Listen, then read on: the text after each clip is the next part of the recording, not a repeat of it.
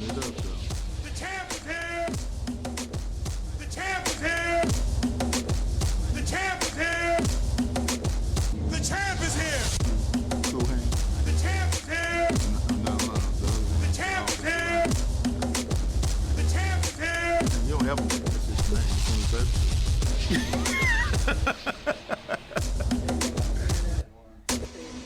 That's what we looking at right now.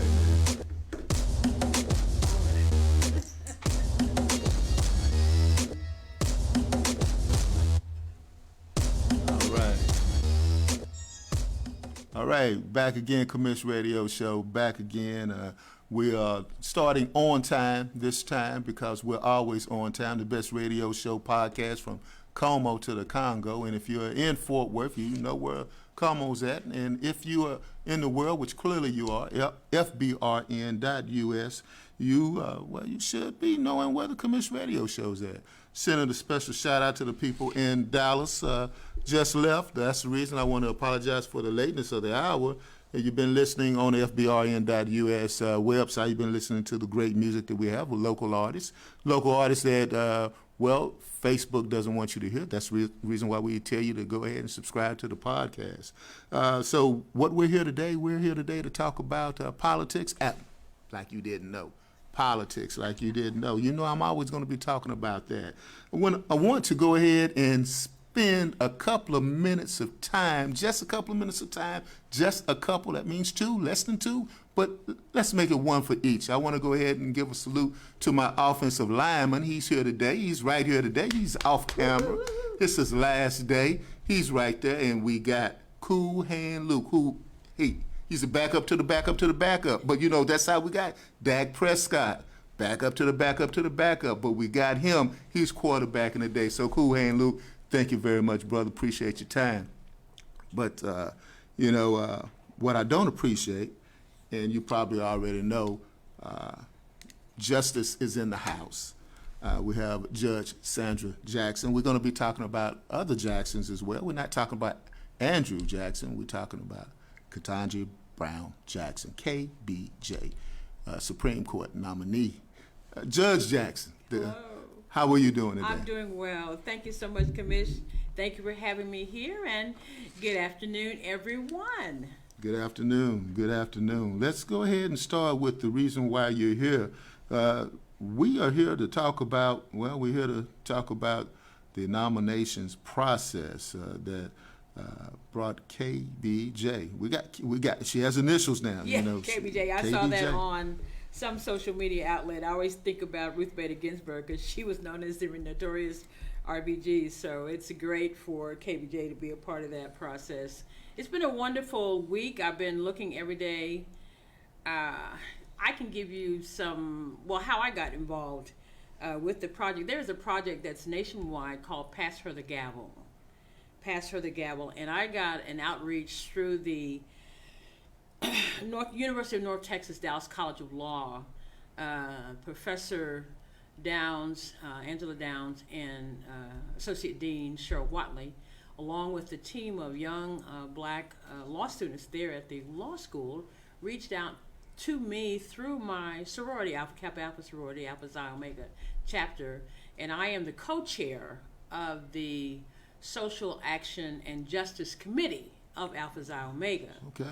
And they asked us, can we help these law students be a part of this project, national project, as we had said. And of course, we said we would. We lined up, we got on board. We had a few Zoom meetings. A couple of the law students got a chance to go up to Washington at the invitation of our very dear Soror Congresswoman, Eddie Bernice Johnson. They were there on site during the nomination hearings process. And of course, we were able to watch it daily in between trials, hearings, and all of the work that we do at the 302nd Family District Court, of which I happen to be the district court judge. In between all of those things, we were able to tune in every now and then to C-SPAN to watch the nomination process. Okay. What did you think of the nomination process? Well, the process itself is supposed to be generic. And I think arguably, particularly since after Justice Breyer announced that he was going to retire, I think that President Biden did what he had promised the people, particularly going all the way back to Alabama, going to South Carolina with when he made that promise that he would lift up black women and make a nominee. And I think they vetted, it was a number of nominees at first, a number of persons who were considered as candidates. And Judge Ketanji Brown Jackson came out as the number one candidate. Of course, she had previously been one of the clerks for Justice Breyer, which has really credentialized her, a double Harvard graduate, more credentialization, and a stellar career as both a federal public defender and a part of the appellate committee as a commission. And then, of course, she got confirmed to the D.C. Court of Appeals after Merrick Garland became the Attorney General. So there was no doubt that she's qualified.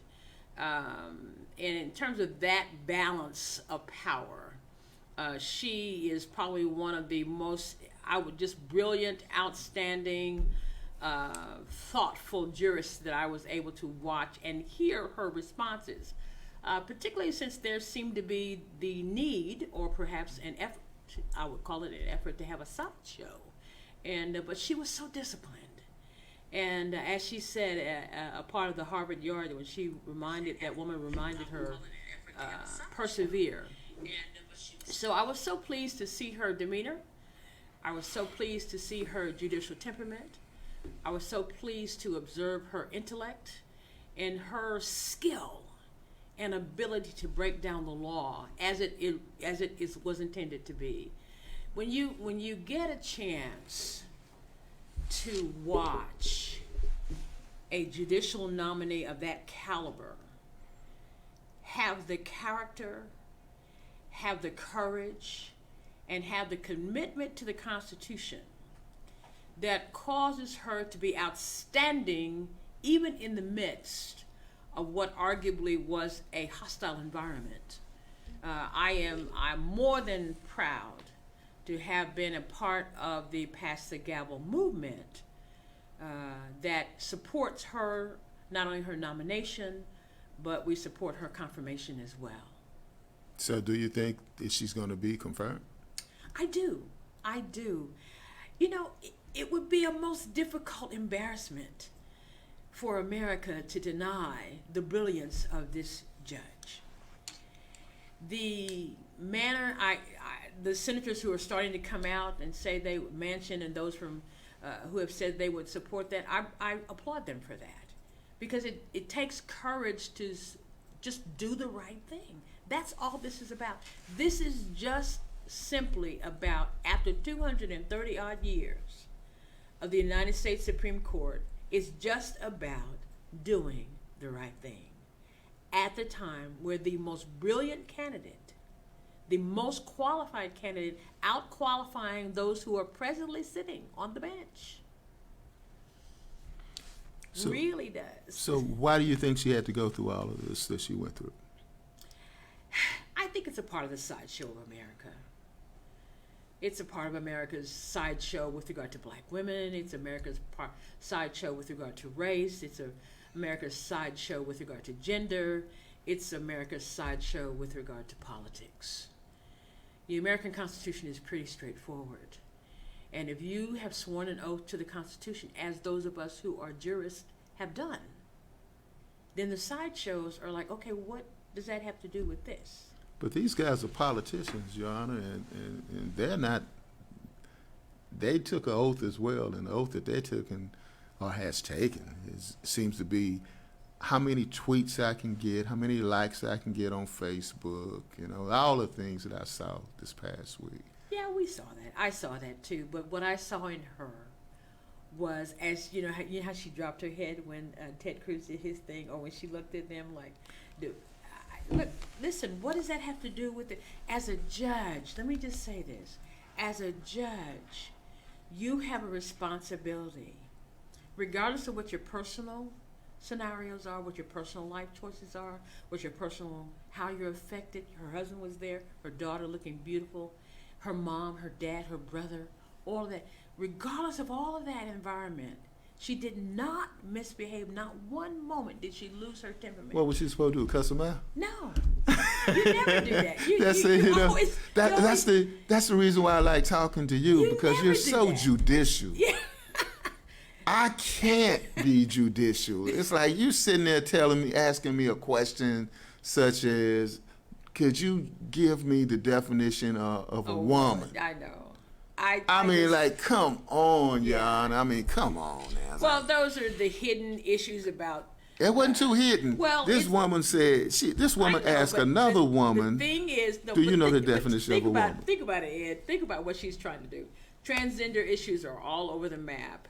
There's all kinds of issues in that regard, and those of us who are on the bench, we deal with that every single day. But we have no preconceived notions. You don't go in with a preconceived notions. You don't go in with your mind already made up. So you're a family law judge. I'm a family judge, family district court judge. Okay. Yes, sir. Okay. All right. So you would deal with something like that. Yes, we all do. Listen. So was that like a fair question, Dash? Fair. It was par for the course. Let's put it like that. The fairness or not fairness of it is indicative of the environment she was in and the attempt to play to the right. So it's like my father would say, it's nothing fair once you get out of bed. Yeah, you playing to the right. It's nothing fair. But her response was perfect. I'm not a biologist. Okay. I wish she could have said it with attitude. I'm not a biologist, okay? Well, she couldn't. Right. She couldn't do it like that. She couldn't do it like that. Her composure, I applaud her composure, her smile, even the silence of her tears. I saw that as well. I just want, again, this is me and you talking. Okay. You judicial, I'm just a brother from Oak Cliff. I just want one person to get up there that's black and do the stuff that I see. What's that boy's name? I'm sorry, I know his name. I just wanted to call him boy. I know. Kavanaugh.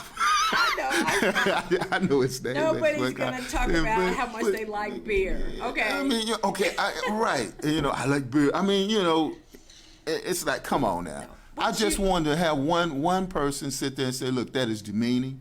Why are you asking me this question? The beauty of it. No, and I agree with you that there could have been that moment, but it wasn't her place for that, in my opinion, as a judge.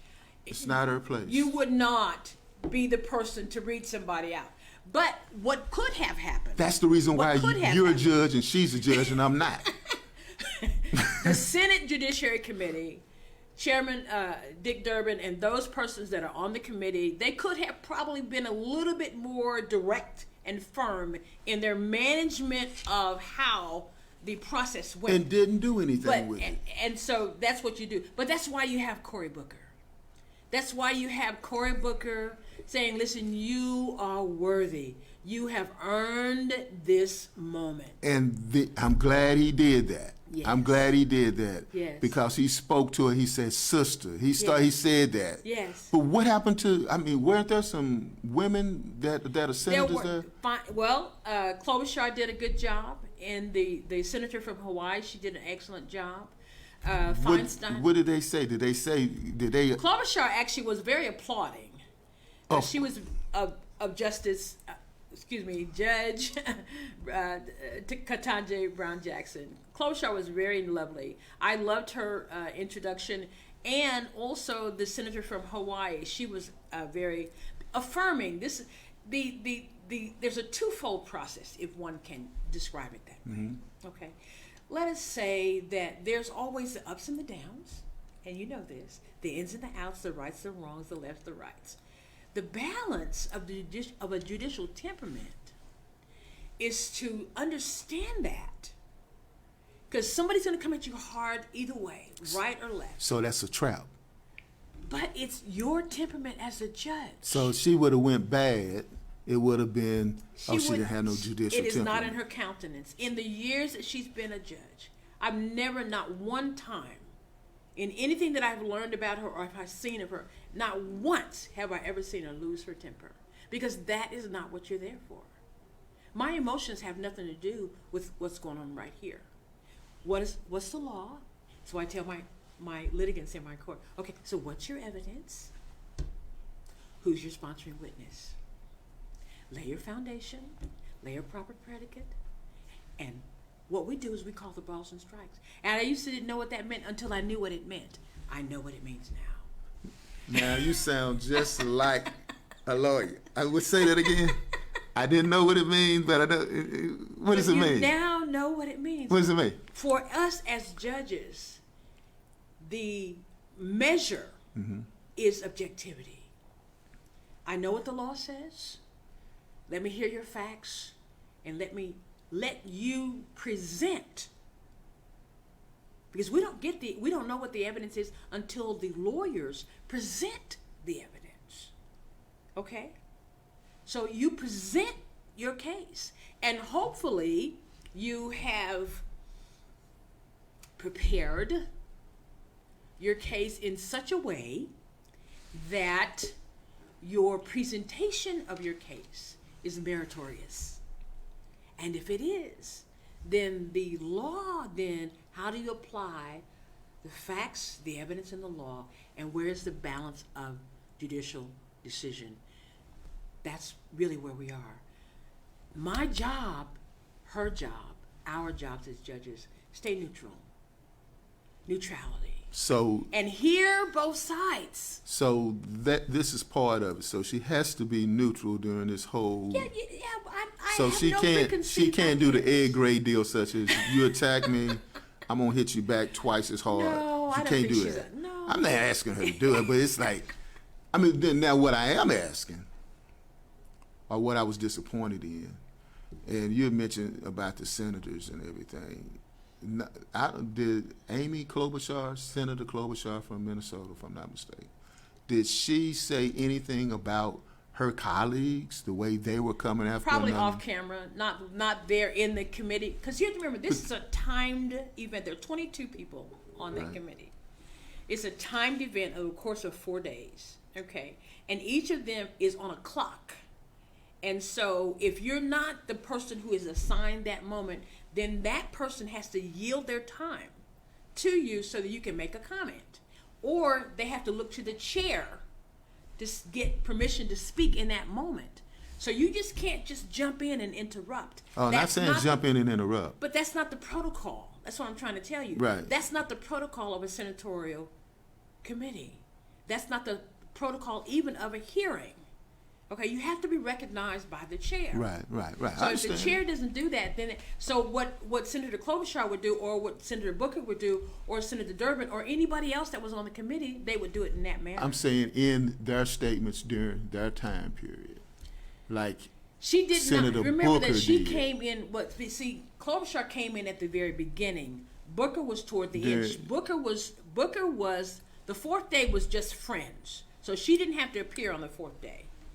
The third day was the last day for the Senate itself, and that's when Cory Booker was, I call him the cleanup man, because he cleaned up all their foolishness. This is my take on it. Nobody Yeah, else's. no problem. Which is But tough. he was being the cleanup guy and encouraging a brilliant woman, a brilliant jurist, a brilliant judge, a brilliant human being who had the courage and the temerity to sit through 3 days, 13 hours, 12 hours, 11 hours of constant, and she said not anything negative. She didn't say anything negative.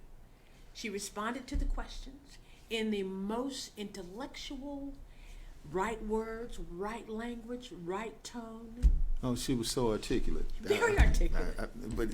I get so tired of white senators, and they're white because that's what the U.S. Senate is primarily.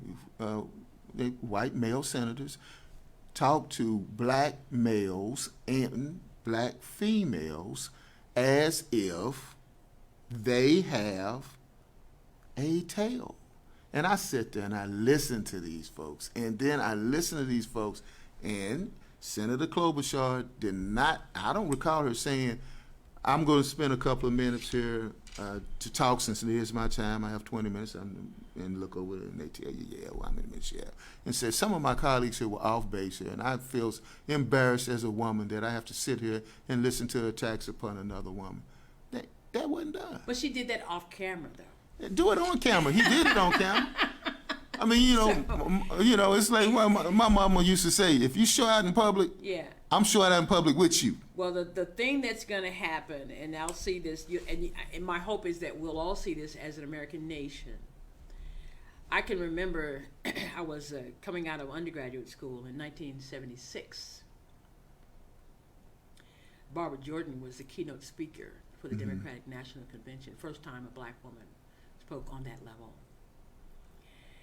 And you And talk I like can Barbara remember- Jackson. You sound, I can Judge re- Jackson, you talk like Barbara Jordan. You do. Well, thank you so kindly. That's it's No, lovely. yeah, it is. You Yeah. do. But I can remember her saying that America's challenge is to live up to her promise. That's America's challenge. That was a challenge then, and that is the challenge today. Okay. Our challenge in America, whether you play to alt-right, the QAnon, or whatever they call themselves, whatever the extremes are on either side, because there are extremes on both sides, is to bring it into that place of balance, that we who love America can live here in peace and dignity. All men are created equal. That is not a small statement. And the efforts of anyone, whether it's the senatorial committee or whether it's any human being, to dehumanize another human being, that's just wrong. Period. Now what we have to do is say, let us step back from that. Because if I clap back to you every time you try to do something inappropriate, it'd just be a battle all the time. But I'm too smart for that. All right. I love myself better than that. Okay. I am worthy of more than that. And I will respond to you in dignity and in grace. All And right. have an expectation that you need to raise your character up. My character's not in the toilet. You need to lift you up. Because I'm up here. Where you at? Come on. Well, you know what? Cool Hand Luke, we've been rolling with this show for a little while, and, I think that's a good enough closing as we could possibly have right there. So, is there anything else you want to add? I just want to say this to the American people, to the listening audience here on this beautiful show. I want to thank my voting public. First of all, for me, thank you. I'm going to be reelected. I'll get sworn in again on January 1, 2023 for my second term. Thank you, thank you, thank you to every voter. I love you. God bless you. Thank you. And to all of us who wrote the Senate Judiciary Committee, I wrote every single senator on that Senate Judiciary Committee. I sent them, me personally, I sent them a letter.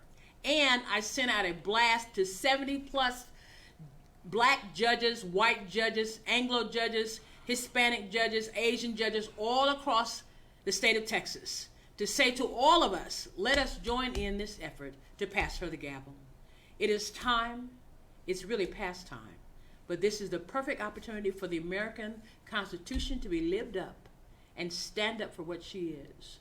We hold these truths to be self-evident, that all men are created equal. Let's get Judge Ketanji Brown Jackson confirmed to the United States Supreme Court.